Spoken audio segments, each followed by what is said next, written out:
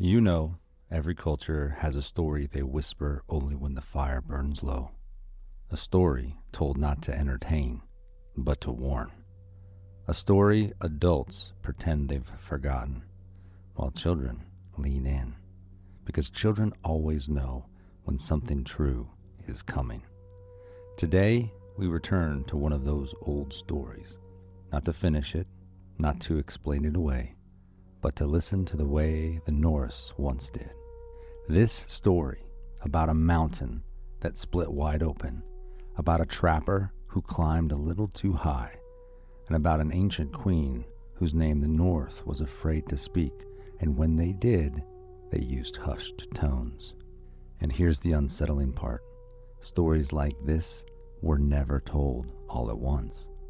They were introduced slowly, carefully, passed down in pieces, like warnings you were meant to grow into. Today, we're not telling the whole story of the Troll Queen. That encounter comes later. Today, it's about how the Norse stories were told. Today, it's about how the Norse stories were told, why people believed them, and how a figure like the Troll Queen could live in memory for centuries and possibly across continents. This tale didn't stay in one place, and you may have heard something connected to it. It is quite possible that stories, they traveled from longhouse fires to Norway, to the valleys of Iceland, across the sea to Greenland, and even set foot on North American soil 1,000 years ago. What we've heard in our stories may in fact be echoes of the Norse world. Then again, maybe it wasn't just the stories that migrated. Maybe it was the descendants of the queen. But before we speak of the queen from within the stone, before we talk about the ancient beliefs or how the Norse myths crossed oceans, come with me into the longhouse. Sit close to the fire. Let the smoke sting your eyes as the draft shifts and blows gently in your direction. Let the sound of the wind outside remind you how thin the walls are. If you think these old tales were just stories for children, keep listening, because the people who first told them swore they weren't myths at all. They were warnings. The longhouse breathed like a living beast. Its thick timber ribs curved overhead, blackened by decades of smoke. Firelight licked the beams, casting shadows that swayed like spirits along the walls. Outside, the winter wind clawed at the turf roof, moaning through the cracks, but inside was warm, alive, and ancient. The air smelled of pine pitch and roasted mutton, of wool cloaks damp from snow, of smoke so thick you could almost taste it on your tongue. Children huddled on fur pelts near the central hearth, knees pulled tight to their chests, eyes wide open, with the kind of expectation only children still know how to feel. Their cheeks glowed red from the heat and excitement. And there, on the low wooden stool, carved with knotwork spirals, worn smooth by years of hands, sat Heston. White beard, braided, weathered skin like cured leather. One eye milky from age, the other one sharp as a raven's. Always watching, always measuring who was ready for a story. He was loved by children, and reluctantly tolerated by adults, because Heston told the old tales, the ones adults pretended they'd outgrown, the ones children instinctively understood were still true. He leaned forward, his joints popping like damp wood in the fire. "Gather close," he rasped. "Tonight I tell you a tale my grandfather heard from a trapper up in the mountains that lay beyond the fjord. A man who climbed where no animal even dared to venture. This was a man who learned too late that not every stone stays asleep." A few adults in the longhouse chuckled under their breath. Heston ignored them. He always did. Heston let the silence linger. Not the silence of boredom, but the heavy, listening kind. The kind that makes even grown men straighten up to hear what's next. The trapper's name, Heston said, was Olvar, a quiet man. He lived alone, trusted more in snares and snow than he did in people. One morning, Olvar climbed the ridge above the valley, higher than he'd gone before. The air was thin there, thin as a knife's edge. The snow crunched beneath his boots, and then Heston paused. The fire popped once, sharp as a warning. A draft slid beneath the door, making the flames bend as if they were listening. He noticed something odd, a crack, a long black split in the stone, and the stone around it. Heston lowered his voice until the children leaned closer, drawn in by the suspense. The stone, it was warm. Olvar felt wind blow from the crack, only it wasn't wind. It was breath, and Olvar realized that he was not alone. The longhouse seemed to hold its collective breath. And that crack? He pointed his stick directly at the wide-eyed little boy near the front. It was starting to widen. Olvar knelt, Heston continued, and he pressed his palm against the rock. It was warm, not from the sun, not fire, but from what felt like warm air coming from the crack. A sound came from inside the crack, slow, deep, like stone shifting its weight. The crack grew larger, enough for Olvar to see movement inside, a shape, a figure. Then it said, "Free me." Olvar ran.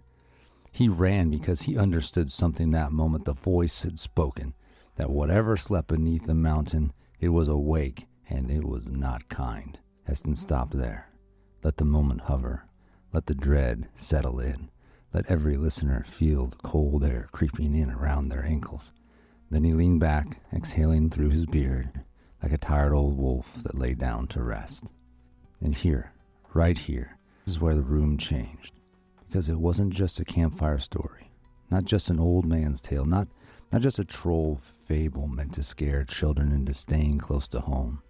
No, this was the moment that every person by the fire, child and adult, felt the same cold truth rising in their chest.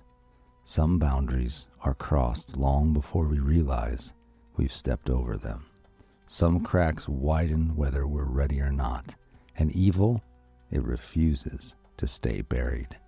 We'll return to Olvar and the widening crack in the mountain in just a moment, but before we open the stone any further, we need to understand why this story matters so deeply, why stories in the North matter, and how stories told in longhouses 1,000 years ago still echo today. Stories like this to the Norse weren't merely entertainment, they were instruction, identity, and survival. The Viking Age had no Netflix, no libraries, no newspapers. A story wasn't something you consumed, it was something you inherited. A good storyteller didn't just entertain, a good storyteller kept your children alive. Because Norse stories weren't about fairies and princesses. They taught where not to wander at night, why pride gets you killed faster than any blade, how to read danger without seeing it. Life in the North was harsh, and stories didn't necessarily warm hearts. They kept people alive. If the saga said the offspring of Fenrir live at the top of the ridge and can only be seen at night, and you can hear them if you listen closely, it wasn't superstition. That was the locals saying, don't climb the ridge after sunset because others have, and they didn't return. Stories were how the community passed down laws, morals, warnings, identity, and courage. A Viking child didn't learn bravery from a training manual. They learned bravery from listening to some old man, some Heston, tell them about a warrior so brave that he took on the undead in a battle to the death. Stories were survival disguised as entertainment, and the people, they listened. In the Viking Age, stories weren't written down. They were spoken, remembered, and carried from person to person. Storytelling was a social act. Tales were told in longhouses, at feasts, and on long winter nights. often with listeners who already knew the story and listened for insight, not for surprise. Some storytellers were professional, skalds, poets. They served kings and chieftains by preserving history, family lines, and great deeds through verse. We'll do a full episode on skalds in the future, because they deserve it. Accuracy mattered. Major events, battles, and genealogies were expected to be right, even if details were shaped to make the story memorable. Poetry played a key role. Rhythm and structure helped people remember stories accurately over generations. Stories weren't just entertainment. They taught values, honor, courage, loyalty, restraint, and the dangers of pride. They were woven into every tale. And finally, Norse stories didn't separate the natural from the supernatural. Myths, spirits, gods, and daily life all belonged in the same world, and stories helped people make sense of it all. If the blacksmith bragged about a troll in the hills, people may have rolled their eyes at first, but often someone would jump in and corroborate the story with one of their own. If a fisherman claimed he saw a giant living island in the mist, people shrugged until another captain and crew shared something similar.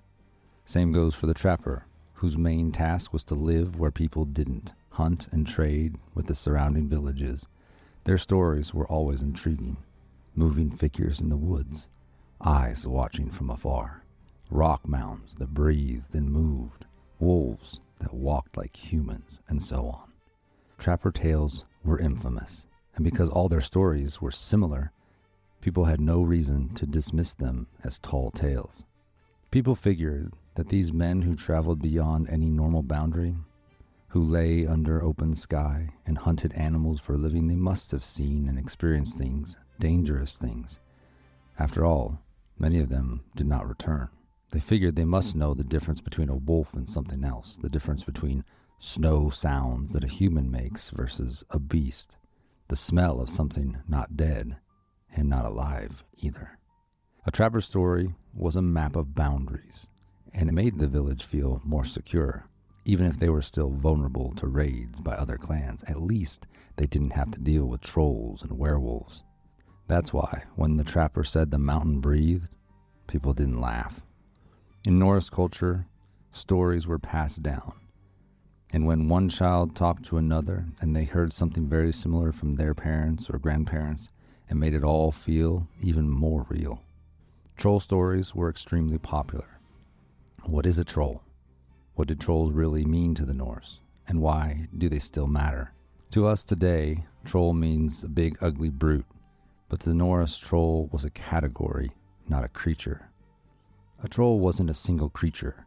It was a name the Norse used for whatever lived beyond the safe edges of the world, something not human, not tamed, and not to be taken lightly. Trolls were boundaries. They marked dangerous places, reckless pride, and the cost of stepping where you didn't belong. Here are 3 lessons that trolls taught the Norse of the Viking Age. Trolls weren't about fangs and clubs. They were about not crossing into places you weren't meant to go. Some lines, they aren't meant to be crossed, but then again, maybe they are, but not by just anyone. So you better be sure you're the right person to cross over that line. Respect what you don't understand. Traveling in mountains and forests was dangerous, so be hyper vigilant. That was your best chance of survival. You're small. Remember that. Trolls are often giant, and they don't play well with humans. It's also possible that trolls were a rare creature that people came across by accident, or they were the outcasts of society that found a way to survive in the woods, robbing local farms at night and robbing and even killing locals if they wandered too far into their territory. If you have a theory about what trolls really were, share it in the comments. Discussions like these are always engaging. There was, however, one unique troll story that the Norse only whispered about. The most powerful troll ever. She, yes, she goes by a few names. The Troll Queen, the Hidden Lady, or the Woman of the Mountain. She wasn't the kind of troll you see in cartoons. She wasn't green, goofy, or funny. The Troll Queen was something much stranger and was way more powerful. Most Norse people believed she was the embodiment of the wild, a ruler of the deep woods and high cliffs. Some say she was the mother of all trolls. Others say she's one of the original giants, older than the Norse gods themselves. But almost everyone agreed on three things. She lived inside a mountain, she was extremely powerful, and she will return again someday. Some stories give her shape-shifting abilities, where she appears as a beautiful woman. Other times, she has tree bark for skin, hair full of moss with eyes that glowed like embers. And sometimes, she looked like a living human in the front and a not-so-living human from behind, like an old rotted tree trunk. The Troll Queen had great power over the land. Animals listened to her, storms followed her, and trolls obeyed her like soldiers obey a general. Here are some things people believed she was responsible for. She protected the wild places. If someone chopped down too many trees, hunted too much, or acted with pride in her forest, she would punish them. She would lure travelers into the mountains, not to eat them, but to keep them. Some stories said she whispered to lonely men, calling them deeper into the woods, until the mountain opened and swallowed them. Their families would never see them again. She made deals, but always tricked people. Sometimes she gave treasure. Other times she agreed to bless a farm. But she always wanted something in return. And the price was usually higher than anyone wanted to pay, but often it was too late to take it back. There are many old stories about the Troll Queen passed down for hundreds of years. Whether you believe in trolls or not, every one of us has felt that strange feeling of walking in the dark forest alone. That sense that the trees are watching. That feeling that the world is bigger than we are. The Troll Queen is the story we tell to remind ourselves to stay humble and pay attention. Because even now, in Norway, Iceland, Greenland, and deep in North America, people still whisper about shadows that move where they shouldn't. They still find strange footprints. They still see things that can't be explained. Maybe the stories are just stories, or maybe the old myths still breathe. Either way, this is why people keep telling them. And when you hear what the Norse found in the forests of North America, you might start to wonder whether trolls ever stayed in one place at all. This may explain how a Norse fear became North American legend. Now, here's where it gets interesting. Viking stories didn't stay in Norway. They traveled. Norwegians took them to Iceland. Icelanders carried them to Greenland. Greenlanders sailed them to Vinland, which is modern-day Newfoundland.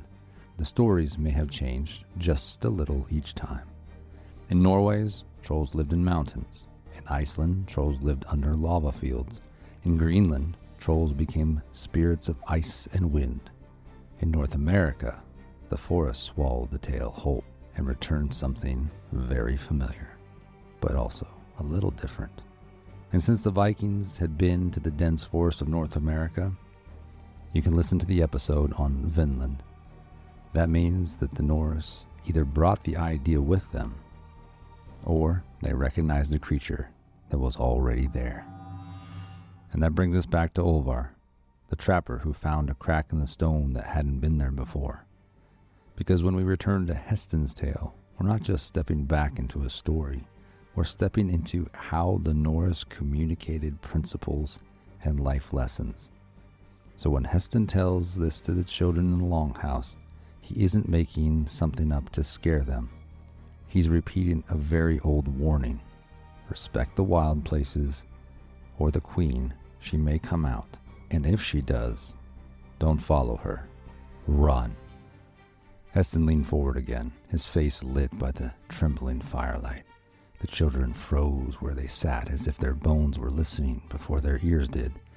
Now, Olvar was not a man easily frightened. Storms had tried to kill him. Wolves had shadowed him. Winter had taken a bite out of him. Olvar approached the crack again. Only now, it wasn't the width of his hand anymore. It was wide enough to enter sideways, and a strange pulse echoed from within. The fissure ran deeper than he could tell, and the figure that he saw briefly was now distant, and he could tell he was being invited to enter. Olvar placed his hand on the warm rock, peered into the long corridor. Olvar set down his gear, and he held his breath, and he listened. Silence all around, and the steady pulse continued in a hypnotic rhythm. And that was when he heard it, a woman's voice calling from deep within the rock. But what did she say? It wasn't clear. He could once again feel the warmth from the crack. It felt nice compared to the chill in the air. Maybe a moment inside would be okay. Just a couple minutes to warm up.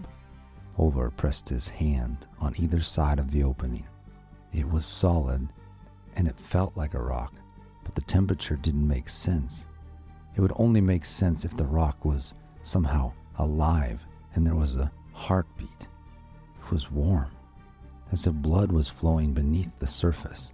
Olvar turned his body sideways and began to lift his leg to take his first step into the crack, and he felt the warm air once again.